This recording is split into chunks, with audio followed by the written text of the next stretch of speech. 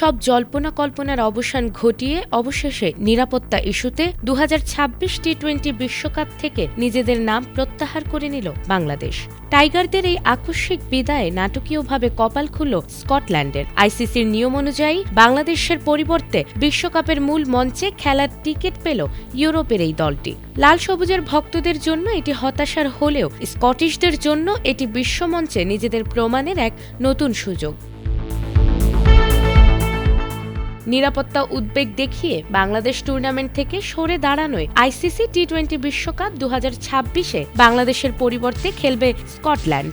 শনিবার এই সিদ্ধান্ত আনুষ্ঠানিকভাবে ঘোষণা করেছে আইসিসি। তাদের নিজস্ব মূল্যায়নে ভারতে কোনো নির্দিষ্ট বা বিশ্বাসযোগ্য নিরাপত্তা ঝুঁকি না পাওয়া গেলেও বাংলাদেশ ক্রিকেট বোর্ড তাদের সিদ্ধান্তে অনড় থাকে। ফলে শেষ পর্যন্ত বাংলাদেশকে বাদ দিয়েই বিশ্বকাপের চূড়ান্ত সূচি প্রকাশ করা হয়েছে।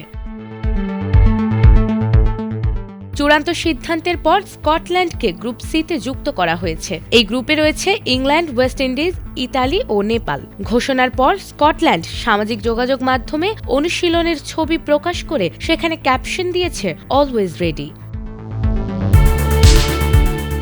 বিশ্ব র্যাঙ্কিংয়ে 9 নম্বরে থাকা বাংলাদেশের জায়গায় সুযোগ পেয়েছে 14 নম্বরে থাকা স্কটল্যান্ড। সিদ্ধান্ত পুনর্বিবেচনার জন্য আইসিসি বিসিবিকে 24 ঘন্টার সময় দিলেও নির্ধারিত সময়ের মধ্যে অবস্থান পরিবর্তন না করায় স্কটল্যান্ডকে আনুষ্ঠানিকভাবে টুর্নামেন্টে অন্তর্ভুক্ত করা হয়েছে। বাংলাদেশের ভেন্যু পরিবর্তনের আবেদন আইসিসি বোর্ডের ভোটে নাকচ হয়ে যায়। একই সঙ্গে বিরোধ নিষ্পত্তি কমিটিও বিসিবির আবেদন গ্রহণ করেনি। পুরো প্রক্রিয়া জুড়ে স্কটল্যান্ডকে রাখা হয়েছিল স্ট্যান্ড বাই দল হিসেবে।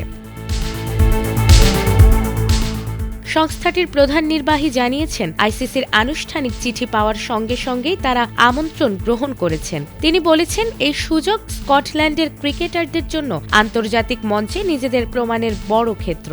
নিরাপত্তা ইস্যুতে বাংলাদেশের এই সিদ্ধান্ত যেমন আন্তর্জাতিক ক্রিকেটে আলোচনা তৈরি করেছে, তেমনি স্কটল্যান্ডের জন্য খুলে দিয়েছে বিশ্ব মঞ্চে নিজেদের তুলে ধরার নতুন জায়গা। নাজমুন নাহার জান্নাত, এটিএন বাংলা।